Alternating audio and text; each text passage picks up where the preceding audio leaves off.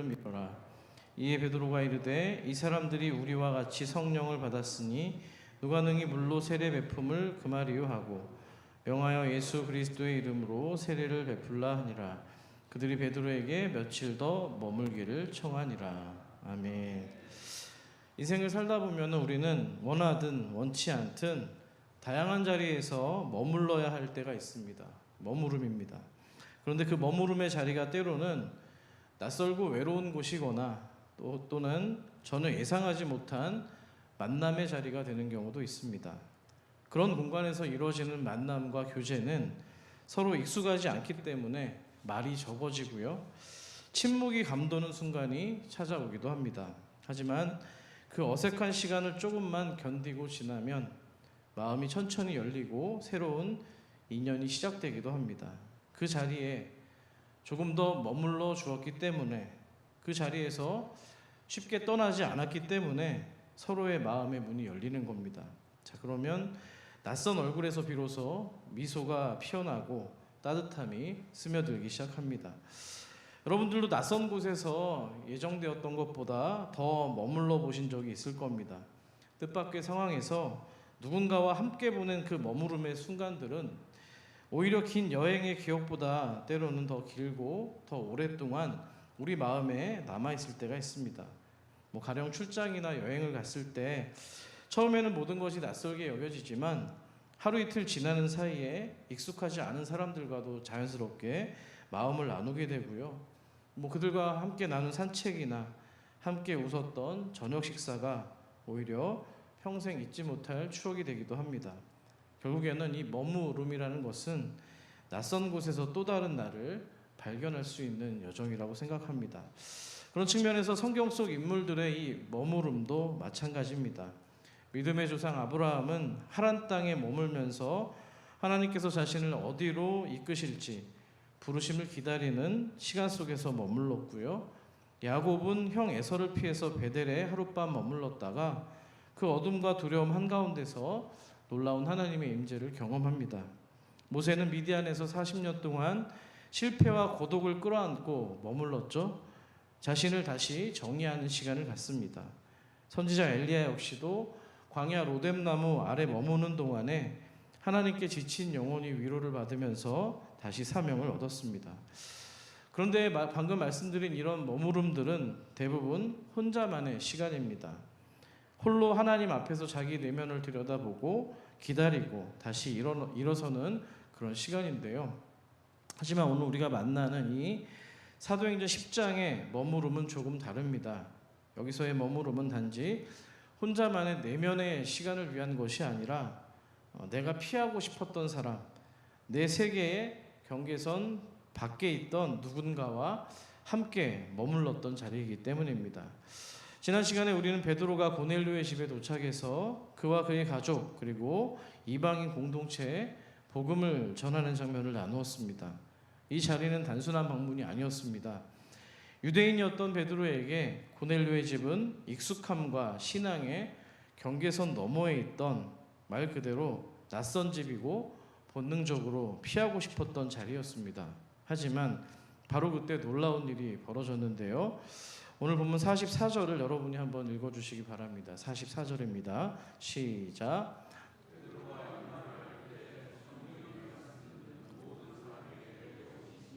아멘. 여기서 우리는 중요한 세 가지 교훈을 얻을 수 있습니다. 첫 번째, 성령은 인간의 계획과 통제를 넘어서 자유롭게 일하시는 분이라는 겁니다. 베드로가 아직 말을 마치기도 전입니다. 그러니까 설교가 다 끝나기도 전에 성령께서 먼저 임하신 겁니다. 이것은 성령의 역사가 우리의 예측 가능한 통제나 또는 심지어 인간의 준비와 완벽함에 달려있지 않다는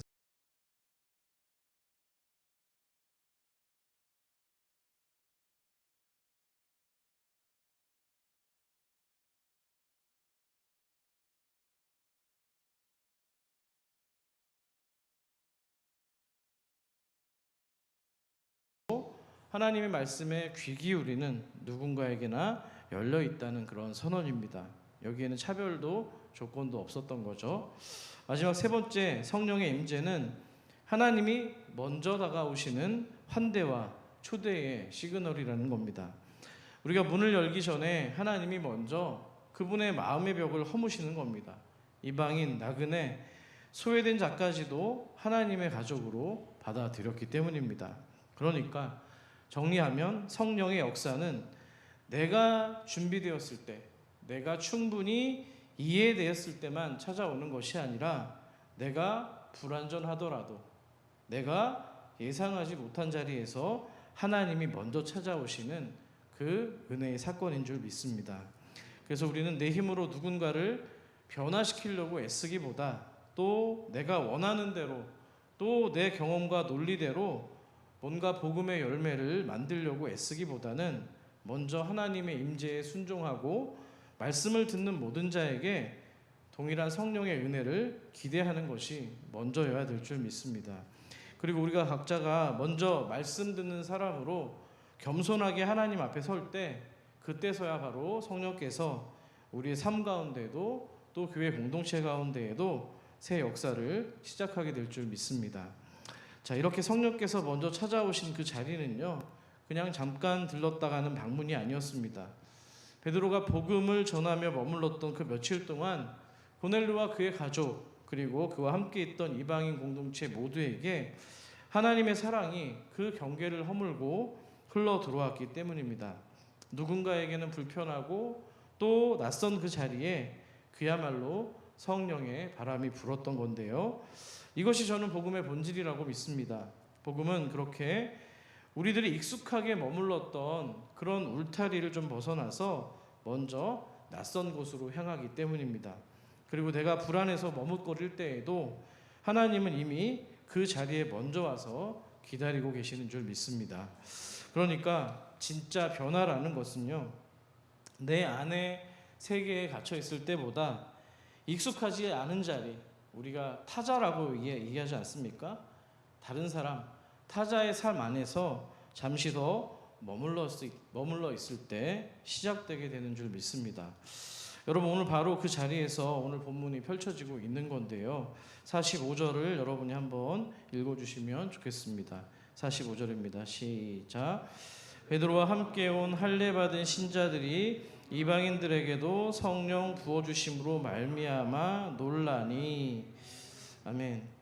그러니까 평생 자신들만 선민이라고, 하나님이 택한 백성이라고 여겼던 이 유대인들은 지금 이방인들에게도 똑같이 성령이 임하시는 것을 보면서 적지 않은, 아니 굉장히 깊은 충격을 받은 겁니다. 그렇기 때문에 이 순간은 교회가 그동안 당연하게 여겼던 어떤 믿음의 틀이 무너지면서 새로운 신앙의 지평을 열어가시는 하나님의 역사였다는 사실입니다. 이것을 믿으십니까? 그래서 이제부터 복음은 내가 알고 있는 어떤 범위, 또 내가 규정했던 어떤 경계선, 내가 익숙하던 언어와 또 질서를 넘어서 더 넓은 세상으로 흘러가기 시작합니다. 이어지는 본문 45절 하반절을 좀 주목해 보시기 바랍니다. 성령을 어떻게 한다고 됐죠? 주신다고 되어 있는데 그냥 주시는 게 아니라 뭐예요? 부어주신다고 기억이 되어 있습니다. 따라해 볼까요? 성령을 부어주신다. 자, 이 표현이 신약 성경의 다른 곳에서도 자주 사용되는 말입니다. 성경 세 곳에 기록되어 있는 그 말씀을 통해서 그 의미를 잠깐 되새겨보고자 합니다. 먼저 사도행전 2장 33절 말씀을 같이 한번 읽어보도록 하겠습니다. 화면을 통해서 같이 읽어보죠. 시작. 하나님이 오른손으로 예수를 높이심에 그가 약속하신 성령을 아버지께 받아서 너희가 보고 듣는 이것을 부어 주셨느니라.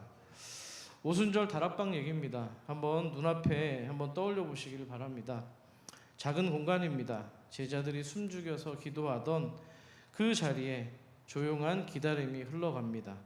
그런데 어느 순간에 바람 소리가 들리고요, 마치 하늘이 열리듯이 강렬한 임재가 그곳을 가득 채우기 시작합니다. 그리고 하나님이 약속하셨던 성령을 아낌없이 부어주시기 시작합니다. 자, 이때 부어주셨다라는 말은요, 어떤 물 잔에다가 클라스에 물을 따르듯이 천천히 조심스럽게 따르는 게 아닙니다. 정말 내가 억제할 수 없는, 어떻게 감당할 수 없는 그 은혜가 거침없이 쏟아져 내린다는 그런 의미를 가지고 있습니다. 그러니까 이 부어주심은 뭔가 내가 인간적인 방법을 동원해서 간절히 애써서 얻어내는 것도 아니고요. 내가 뭔가 준비되었을 때에만 받을 수 있는 것도 아닙니다. 오히려 하나님이 예수님을 높이셨던 그 자리에서 우리에게 넘치게 쏟아 부어주시는 하나님의 선물인 줄 믿습니다. 아까 찬양할 때 우리 최 목사님께서도 그런 말씀을 했습니다만 찬양 좋은 거라고 했잖아요. 예수님을 높일 때 하나님이 영광을 받으시고요. 예수님을 사랑하실 때, 예수님을 또 이름을 높여드릴 때 그분께서 성령의 은혜를 부어주시게 될 줄 믿습니다. 이 부어주심은요, 또 로마서 5장 5절에도 좀 나와 있는데요. 같이 한번 읽어볼까요? 시작.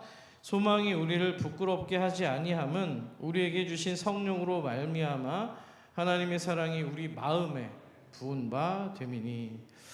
여기서도 똑같은 단어가 사용되었습니다. 부은 바 됨이니, 이 말은 하나님의 사랑이 우리 마음 한가운데에 잔잔히 고여있는 어떤 그런 정도가 아니라 마치 큰 강물이 흘러들어와서 온 마음을 가득 채우는 것과 같다는 의미를 가지고 있습니다. 내가 외로울 때, 여러분들이 상처에 상심했을 때, 실망하거나 두려울 때, 그럴 때에도 성령께서는 우리들의 마음 가장 깊은 곳까지 아낌없이 당신의 사랑으로 채워주신다는 사실입니다. 이것을 믿으십니까? 마지막으로 누가복음 22장 10절 하반절을 보시기를 바랍니다. 주님께서 십자가를 앞에 두시고 제자들과 더불어 만찬을 나누시면서 말씀하신 내용인데요. 우리가 이번 주일날 성찬을 했었죠. 22장 20절 하반절을 같이 한번 읽겠습니다. 시작. 이 잔은 내 피로 세우는 새 언약이니 곧 너희를 위하여 붓는 것이라. 아멘. 이 말씀 속에는요, 예수님께서 당신의 보혈을, 즉 피를 조금만 뭔가 아껴서 나누신 것이 아니라 십자가 위에서 저와 여러분을 위해서 아낌없이 남김없이 쏟아부으셨던 진짜 참 사랑이 담겨 있는 겁니다.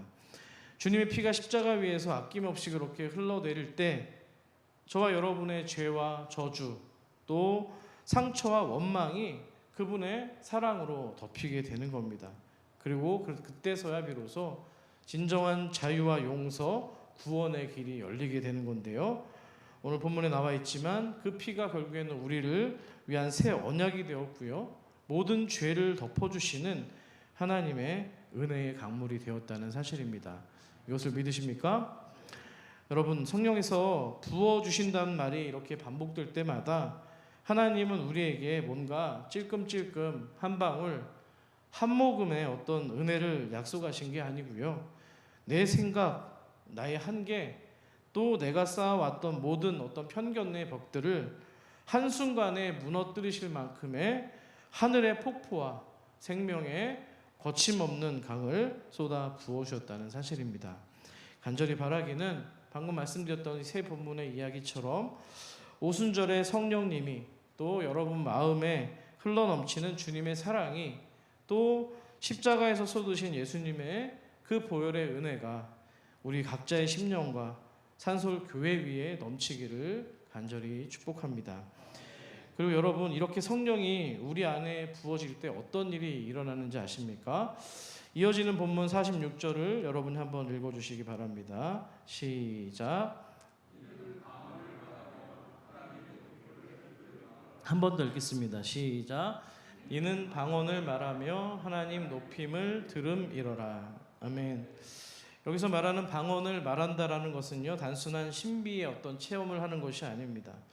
오순절 다락방에 임하셨던 바로 그 성령의 불길이 이방인의 입술을 통해 새로운 언어로 피어나기 시작한 겁니다. 이제까지 들어본 적이 없었던 목소리로 하나님을 찬양하는 소리가 흘러나오기 시작했습니다. 성령의 은혜가 이제 이방인이었던 그들 안에서도 유대인들과 똑같이 강하게 역사하기 시작한 겁니다.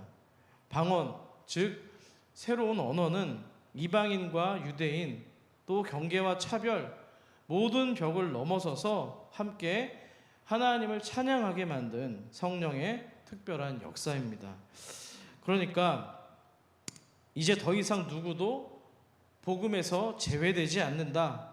모두가 다 하나님 나라의 주인공이 된다는 의미가 그 방언 속에서 담겨 있는 겁니다.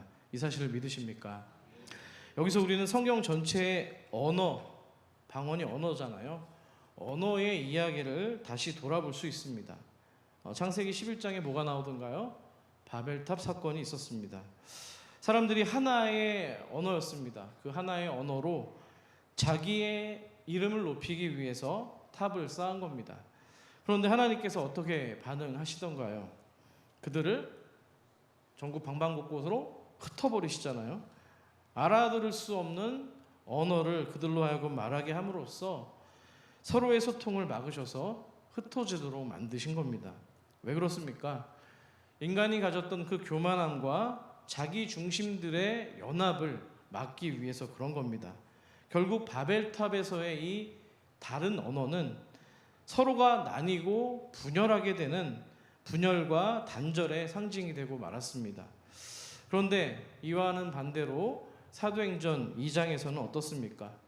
오순절 성령께서 임하실 때 제자들이 각 나라 말로 뭘 전하기 시작합니까? 복음을 전하기 시작합니다. 그런데 이제는 더 이상 바벨탑처럼 서로가 알아듣지 못하는 것이 아닙니다. 오히려 각 나라 사람들이 자기 나라의 언어로 복음을 듣고 뭐 했다고 돼 있어요? 하나님을 찬양했다고 기록합니다. 서로 달라도 성령 안에서 하나로 소통하는 그야말로 연합의 놀라운 기적이 일어난 것입니다.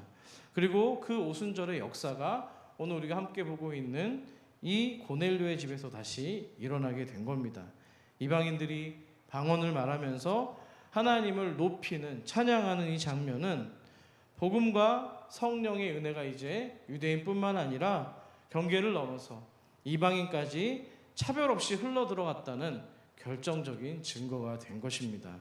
이것을 믿으십니까? 그렇습니다. 이제 더는 언어가 우리를 나누지를 못합니다. 더는 국적과 출신과 문화가 장벽이 될 수 없다는 겁니다. 성령이 임하는 자리 그 어디에서나 누구의 입술에서도 하나님을 높이는 찬양의 언어가 피어났기 때문입니다. 바벨탑에서 그렇게 흩어졌던 사람들이 이제는 복음과 성령 안에서 그 덕분에 다시 뿔뿔이 흩어졌었으나 하나로 모여서 하나님의 가족이 되었고요. 또 진짜 공동체가 되었다는 사실입니다. 이 맥락이 이해가 되십니까? 네, 안 되시는군요. 네. 자, 그렇습니다. 자, 이런 변화의 현장에서 베드로가 이렇게 선언을 하고 있는 겁니다. 47절을 같이 한번 읽어보겠습니다. 시작. 이에 베드로가 이르되 이 사람들이 우리와 같이 성령을 받았으니 누가 능히 물로 세례 베품을 금하리요 하고. 아멘. 성령의 임재가 경계를 허무니까 이제는 누구나 예수 그리스도의 이름으로 세례를 받을 수 있게 되었습니다. 불과 한 주 전에 우리가 세례식을 거행했었는데요. 아무도 이제 그 세례 받는 데서 예수를 믿는 믿음이 있다면 제외되지 않게 된 것입니다. 이 세례는 단지 물에 잠기는 의식이 아니었다고 말씀드렸습니다. 이방인과 유대인, 여자와 남자, 종과 자유인 모두가 다 성령 안에서 예수 안에서 한 몸이 되었고요. 한 가족이 되는 하나님의 새 역사가 일어난 것입니다. 아멘이시죠? 그래서 여러분들이 2주 전에 우리 차은조 성도님이 세례를 받으실 때 또 함께 축하해 주시고 또 남의 일 같지 않게 자기 일처럼 기뻐해 주셨는데요. 바로 그런 맥락이 세례에 담겨 있는 겁니다. 자, 그러니까 세례는 더 이상 당시의 어떤 민족이나 율법이나 혈통이나 더 이상 과거에 묶여 있는 의식이 아니고요. 성령 하나님을 통해서 하나님의 자녀로 받아들여지는 이른바 하나님의 초대장이 된 것입니다. 이 사실을 믿으시죠? 자, 이런 놀라운 변화는요, 이미 구약에서 예언되었던 선지자들을 통한 약속과 또 오순절 다락방에서 주어졌던 그 성령의 역사가 오늘 이 고넬료의 집에서도 동일하게 실제가 되었다는 것을 보여줍니다. 요엘서 2장 28절을 보시기 바랍니다. 같이 읽어볼게요. 시작. 그 후에 내가 내 영을 만민에게 부어주리니, 예, 하나님의 영을 만민에게 부어주신다고 기록이 되어 있고요. 사도행전 2장 17절도 다시 읽어볼까요? 시작. 하나님이 말씀하시기를 말세에 내가 내 영을 모든 육체에 부어주리니 라고 되어 있습니다. 모두 다 부어준다는 같은 단어를 사용하고 있는데요. 예루살렘에서 시작된 이 성령의 불길이 이제는 이방인이요 적국의 집이었던 고넬료의 집까지 번졌다는 겁니다. 누구든지 주의 이름을 부르면 구원받고 세례를 받고 새 가족이 될 수 있다고 지금 이 얘기를 누가 하고 있는 거예요? 뼛속 깊이까지 유대인이었던 바로 변화된 베드로가 선포하고 있는 것입니다. 할렐루야. 여러분, 우리가 좀 너무 이렇게 쉽게 좀 생각하는 경향이 있는데요. 고넬료에게 지금 말씀을 복음을 전하고 또 그곳에서 세례를 준다는 거는요, 사실 어마어마한 겁니다. 이렇게 얘기하면 좀 이해가 되실까요? 일제 강점기 때 여러분들 일본 하면 우리를 참혹하게 핍박했던 민족 아닙니까? 그 사람들을 받아들이고 우리를 피폐하게 만들고 아프게 했던 그 백성의 순사에게 이렇게 세례를 준다고 생각을 해보세요. 그와 가족이 된다고 생각을 해보세요. 쉬운 일이 아닙니다. 너무 지금 이게 쉽게 생각을 해서 감동이 별로 없으신데요. 적이 원수가 지금 가족이 됐다는 거예요. 복음에는 이런 능력이 있는 줄 믿습니다. 자, 이렇게 성령의 부어주심과 세례의 은혜는요, 과거의 벽과 경계를 넘어서 오늘 우리 모두에게 주시는 하나님의 가장 넓은 사랑인 줄 믿습니다. 모든 사람을 위해서 구원의 역사가 이루어졌고요. 이 믿음이 또한 저와 지금 이 시대를 살아가는 저와 여러분의 것이 된 줄 믿습니다. 자, 근데 오늘 본문에서 한 가지 주목할 부분이 있습니다. 48절 전반부를 보시면은 명하여 예수 그리스도의 이름으로 세례를 베풀라 하니라 이렇게 기록하고 있는데요. 여기서 베풀라라는 이 말의 헬라어 형태는요, 복수 명령형 말입니다. 학자들의 견해에 따르면은 베드로와 함께 동행했던 여러 형제들도 이 세례 집례하는데 동참했을 가능성이 크다고 이야기합니다. 그러니까 초대교회는 세례가 단순히 한 사람의 권위로 행해지는 의식이 아니라 공동체 전체가 함께 기뻐하고 환영하는 사건이었음을 보여주고 있습니다. 자, 물론 오늘날 우리 교회는 세례의 영적 의미와 질서를 좀 더 소중히 하기 위해서 공동체가 인정한 교단의 목회자에게만 세례 집례를 맡기는 원칙을 고수하고 있습니다. 이것은 신앙의 좀 혼란을 막고요, 세례의 거룩함을 보존하기 위한 건강한 교회의 질서입니다. 이것을 믿으십니까? 자, 그러므로 오늘날의 이 세례는요, 단지 목회자 한 사람의 그냥 어떤 의식을 취하는 어떤 일이 아니라 공동체 전체가 함께 기뻐하고 환영해야 되는 축복의 자리임을 다시 한번 기억하시기를 소망합니다. 세례는 성령의 임재와 더불어서 한 사람이 그리스도의 몸된 교회 공동체로 온전히 받아들여지는 사건입니다. 오늘 본문 마지막 48절 하반절에 보시면은 그들이 베드로에게 뭐라고 되어 있어요? 며칠 더 머물기를 청하니라 이렇게 기록이 되어 있습니다. 머무름에서 제가 아까 설교를 시작했습니다. 이 말씀은 단지 손님과 주인의 관계를 넘어서요, 진짜 공동체, 진짜 한 가족이 시작되는 자리임을 보여주는 장면입니다. 왜 여러분들도 친한 가족들이나 또 가족이 아닌 어떤 친한 분들이 계실 때 집에서 이제 식사를 다 마치고 이제 또 어떤 대화를 나누고 하다가 저녁이 뉘엿뉘엿 해가 지면은 이제 돌아가기 시작하지 않습니까? 그때 되게 아쉬운 마음이 있는 거잖아요. 지금 철저한 유대인이었던 지금 베드로가 이방인의 집에 가서 이런 지금 대접을 받고 있다는 겁니다. 사랑하는 성도 여러분, 이 장면을 통해서 우리는 신앙의 진짜 변화는 내가 지키던 어떤 경계와 내가 쥐고 있던 어떤 특권을 내려놓고 그저 하나님의 일하심 앞에 겸손히 순종할 때 비로소 시작되는 줄 믿습니다. 세례는 단지 물에 잠기는 종교적인 예식이 아닙니다.